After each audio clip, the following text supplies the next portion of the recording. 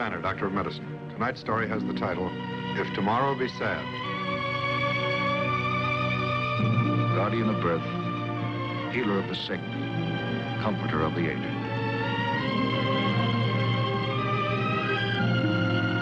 And the qualities of the worthy physician are three: the eye of an eagle, the heart of a lion, the hand of a woman.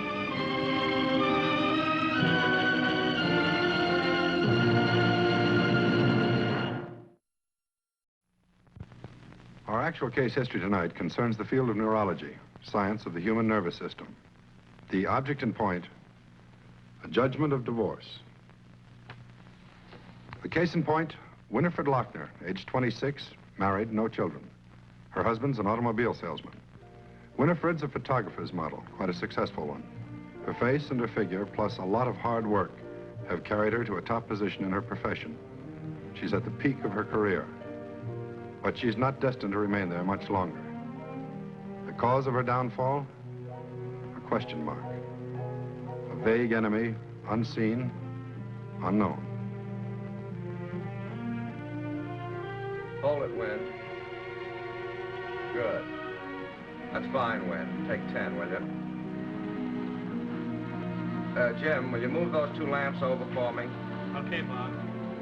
Say, Bill, come over here with me and take a look at these layouts, will you?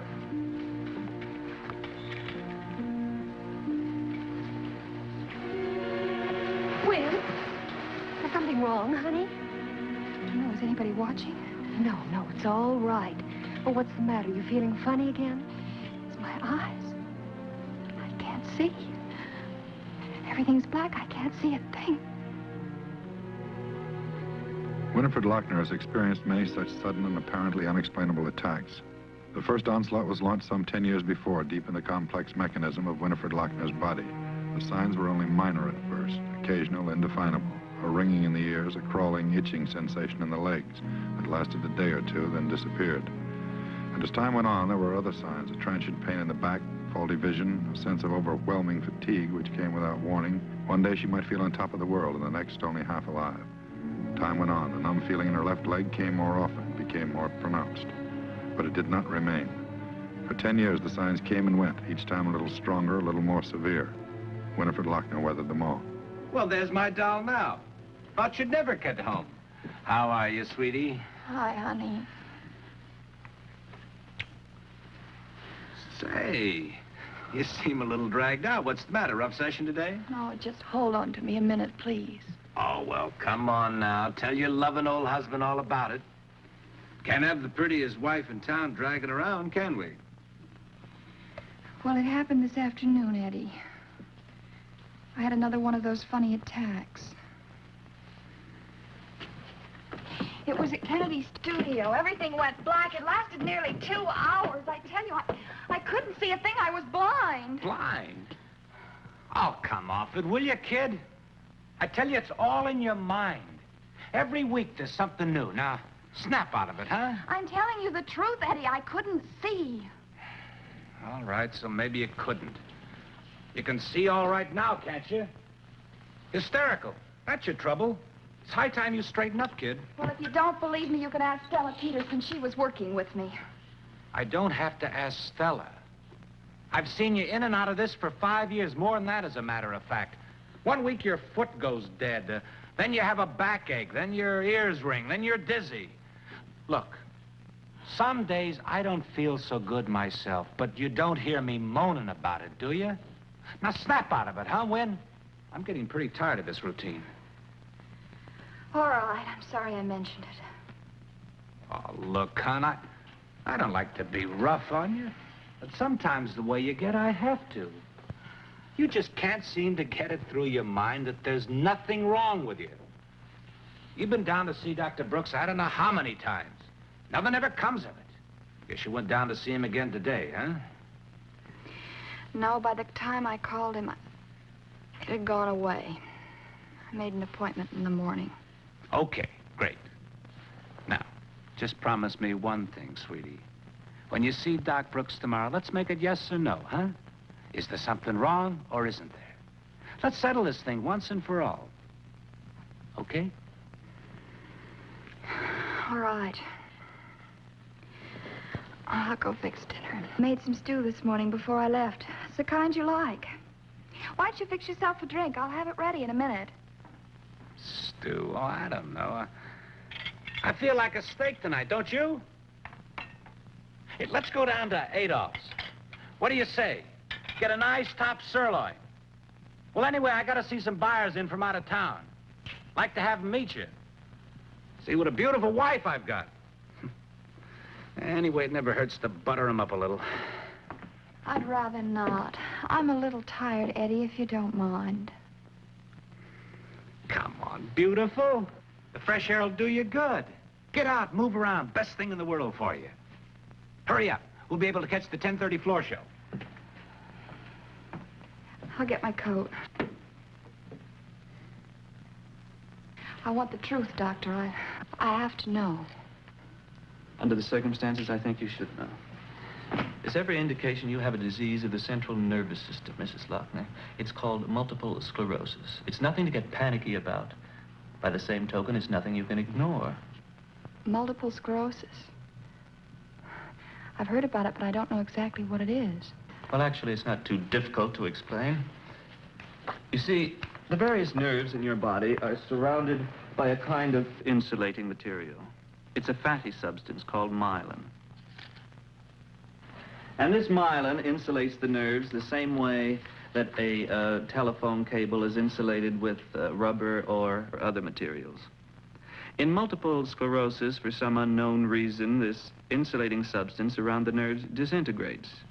This myelin is destroyed at several points, and scars are formed in its place. That accounts for the name of the disease. Multiple, many. And sclerosis, scarring, or hardening of. Well, then it's the scars left on the nerves that cause the trouble. In essence, that's about it. If a number of scars are formed along a certain nerve stem, and these scarred areas are severe or extensive enough, then the impulses transmitted from the brain along this nerve to a particular part of the body are obstructed.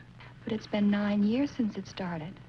First the dizziness, then my legs, and the pain in my back, then my eyes. I asked you for the truth, Doctor. You're a neurologist. You should know. What's going to happen to me? I wish I could tell you, Mrs. Lochner. I can't. You've contracted a disease, Mrs. Lochner. It's serious, but not hopeless. There are two ways to face it.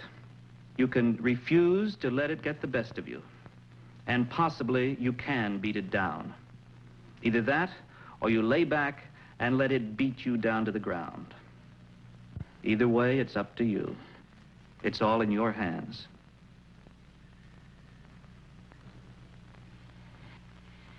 Well, that's about all of it. The only reason he didn't tell me before was because he just couldn't be positive what it was, and, well...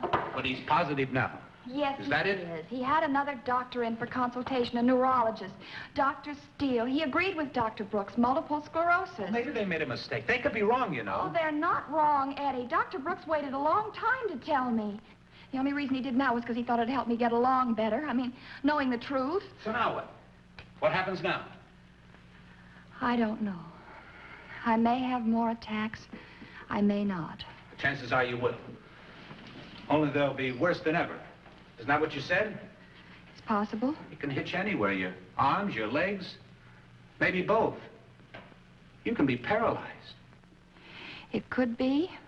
It could happen again in my eyes or my hearing or my speaking.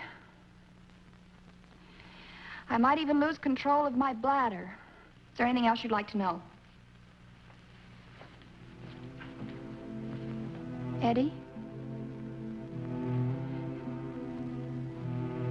Is there something you want to tell me?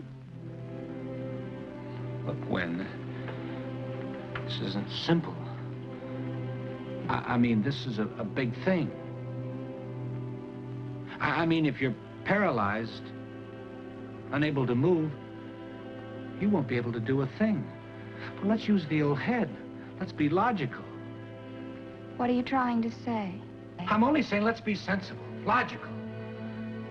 Let's be adult about this thing. You're bedridden. I couldn't look after you all the time. You know how I hate to be around sick people. I can't stand it. You know that. I know. All right. It's a weakness. So I'm weak. This is the way I am. I can't help it. Everybody's got a weakness. Think what it'd be like if you were laid up in bed all the time. What kind of marriage is that? It isn't fair to either one of us. It's only logical.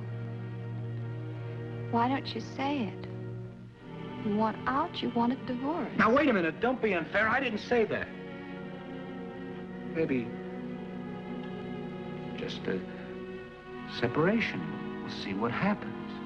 It's the best thing for both of us. You can see that, can't you?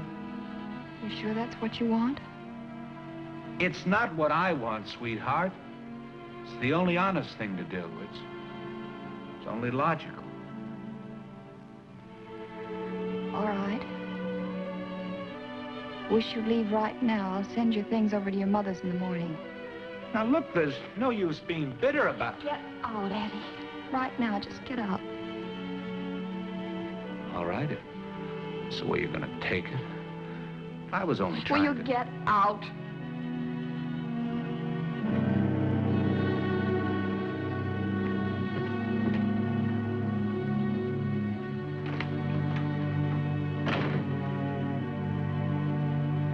So ends one of the darkest days in the young history of Winifred Lochner. And for a moment, the realization is overwhelming, almost too much to bear. Not only must she face a future dark and most uncertain, but she must face it alone.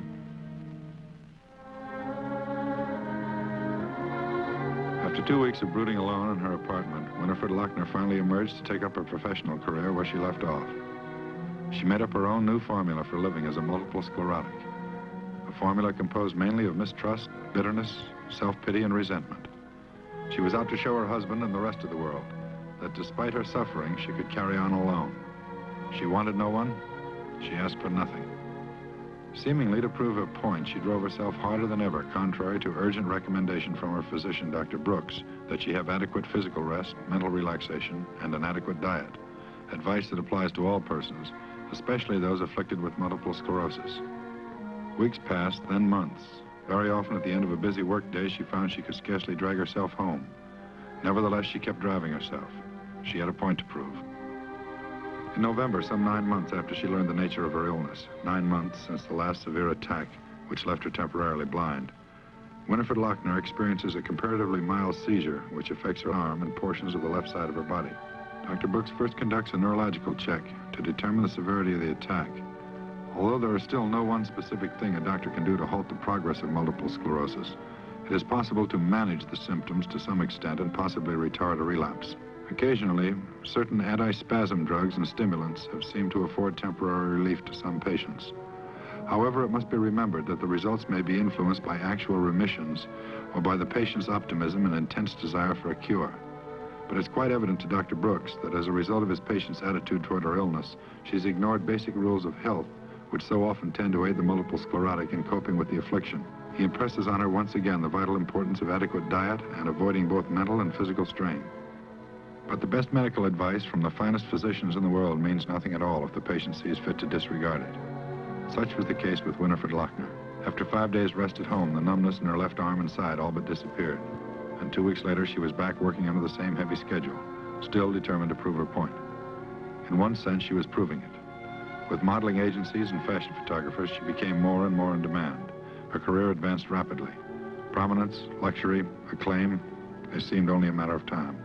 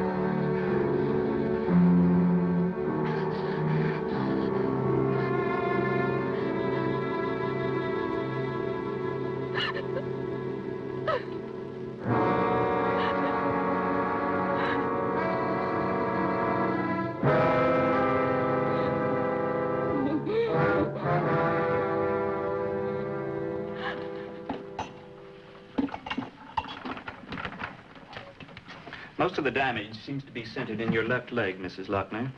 We won't have a detailed picture until we run the various neurological tests. We'll start first thing in the morning. But my right arm's numb. I can't feel a thing. Is it going to be permanent? I really can't say. After the test tomorrow, we'll evaluate your disability. After that, a physiotherapist will chart a special series of daily exercises for you. You see, sometimes new nerves can be taught to take over the functions of the disabled nerves. Doctor, how can I exercise them if I can't even feel them?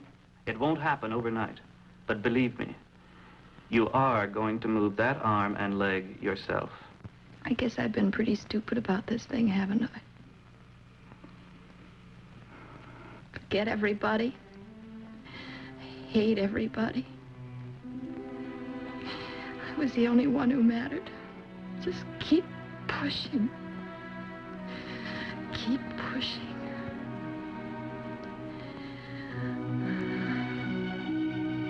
Well, you may not believe it, but it really helped at the beginning. About time for a change, wouldn't you say?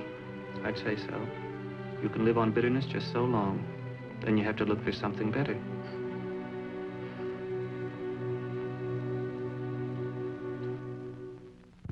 The following day, in an effort to determine the exact nature and extent of damage to the patient's nervous system, a spinal tap is made as well as various other neurological examinations. To date, no single blood or urine or spinal fluid tests, no X-ray or other special machines have been devised which clearly reveal the presence of multiple sclerosis and/or the nature of a specific attack of MS. This is one of the great problems which medical science is now working to solve. In a case of multiple sclerosis, the attending physician cannot depend on the patient's description of symptoms or even what he himself can immediately observe. He must look for certain neurological signs, such as increased or abnormal reflexes, and determine whether or not these signs are valid evidence of damage sustained from a specific attack in a patient afflicted with MS. In order to forestall stiffening of muscle fibers in the affected areas, the multiple sclerotic patient is started on a program of therapy as soon as possible.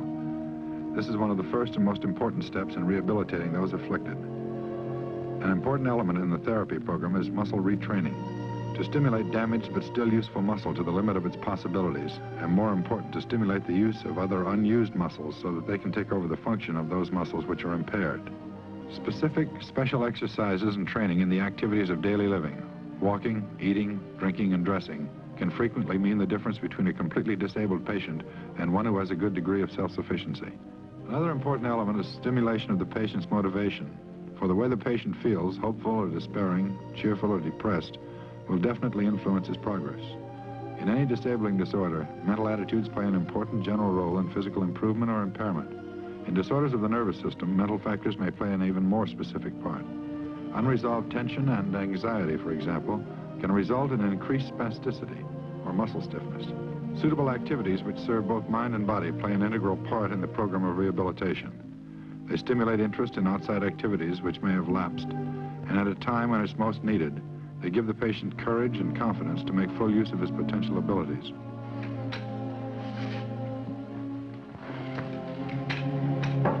Come in. Hi. Hi, Sal. Oh, look how wonderful. Is the housing problem settled? Oh, everything's set. Worked out perfectly. Katie Harrington's taking my apartment, so I can move in with you anytime after the 1st of next month. That's when you're supposed to be getting out, isn't it? Uh-huh. That's wonderful, Stell. It'll make it so much easier. I couldn't think of going back to that awful old big apartment all by myself. Oh, I don't blame you. Oh, here's your mail. Oh, thank you. Take a look at these calls if you need a lift. Looks like every agency in town wants you for a job. As far as I can see, you're going to be booked solid as soon as you're ready for it. Well, I'm not sure I'm going to make it, but it's nice to know they want me, isn't it? Oh, nice nothing. You know this modeling business better than that. Either you've got it or you haven't. You've been around long enough to know that. What's the matter, honey? Is it bad news? No, it's nothing. It's from Eddie's lawyer. How about that? There must be an appropriate line for an occasion like this. I wish I could think of one. It's all right, Stell. I've been expecting it. A few years ago, it would have mattered. It doesn't anymore. It's almost like it happened overnight. Something gone, something new. Everything's changed. It's new. I like it. Everything's new. So it is after months upon months of therapy, exercising limbs which have no sensation, tedious bending, twisting, turning, day after day forcing life back into muscles that seemed hopelessly dead. Finally and at last, still hopeful, still determined, Winifred Lochner knows once again the great blessing of standing alone and walking alone.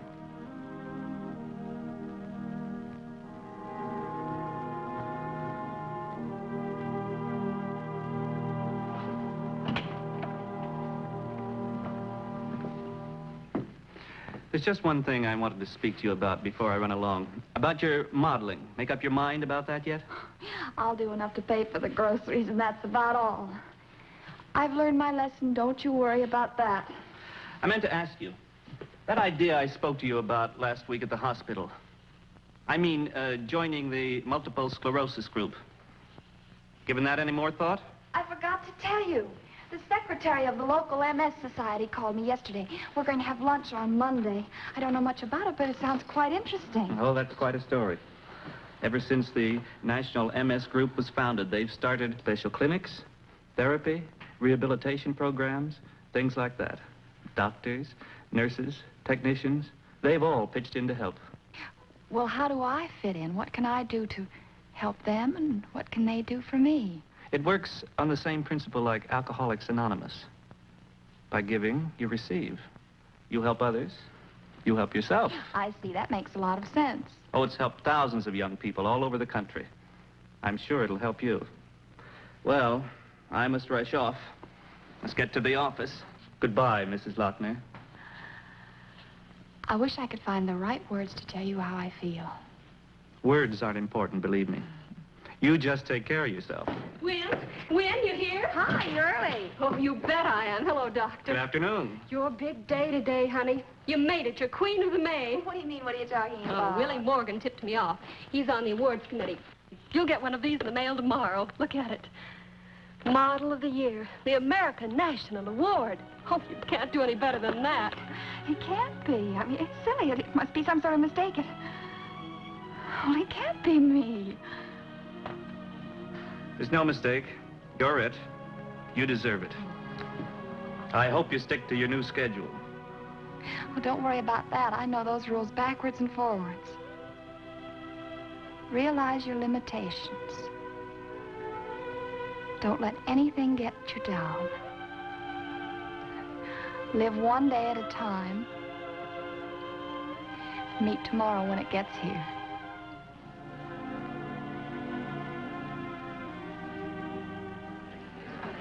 Ladies and gentlemen of the Academy, honored guests, the President's Committee of the American National Academy of Fashion is pleased to present the Model of the Year, Winifred Lochner. This vagrant stream of light between night and night, let me keep it bright today. And if tomorrow be sad or never come at all, at least I've had today.